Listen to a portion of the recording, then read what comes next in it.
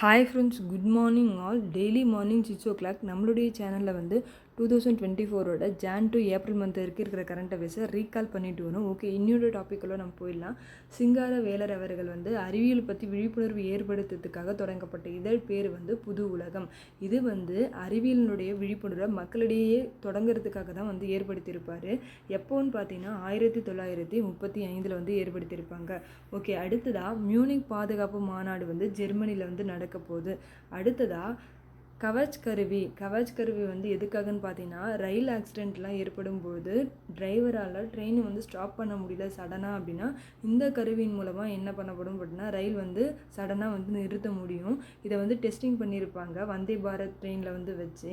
எந்த இடத்துல வந்து டெஸ்ட் பண்ணியிருப்பாங்கன்னு பார்த்தீங்கன்னா, ஆக்ரா ரயில்வே கோட்டத்தில் தான் வந்து இந்த டெஸ்டிங் நடந்திருக்கும். ஓகே, அடுத்ததாக இந்த சுங்கச்சாவடியிலலாம் வந்து ஃபாஸ்டாக் முறை இருக்கு இல்லையா, அதில் கட்டணம் செலுத்துவதற்கான நம்ம வந்து வங்கிகள் வேறு பேங்க்கில் வந்து பேமெண்ட் வந்து பண்ணுவோம்.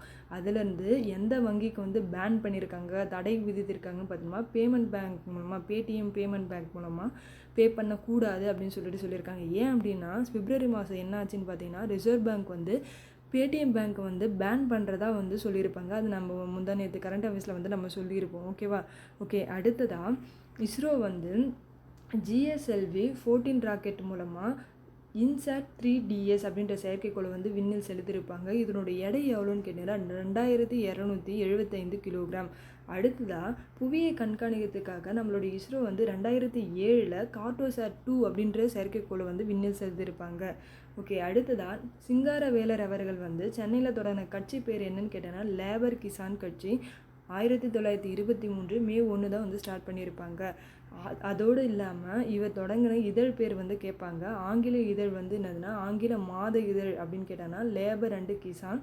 தமிழ் மாத இதழ் எழுதுன்னு கேட்டிங்கன்னா தொழிலாளி. இந்த 2 நேமும் வந்து ரொம்ப ரொம்ப இம்பார்ட்டன்ட், நல்லா ஞாபகம் வச்சுக்கோங்க. ஓகேவா? ஓகே, அடுத்ததாக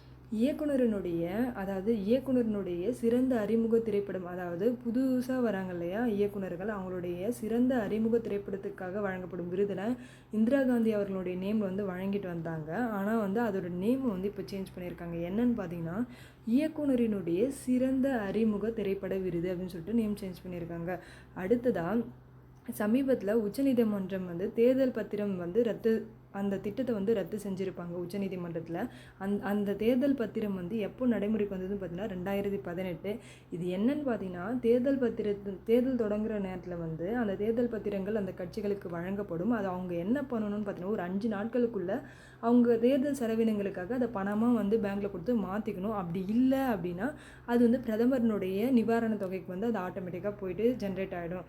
ஓகே, அடுத்ததாக தமிழ்நாட்டில் சர்வதேச அளவிலான தகவல் தொழில்நுட்ப மாநாடு வந்து சென்னையில் வந்து நடந்தது.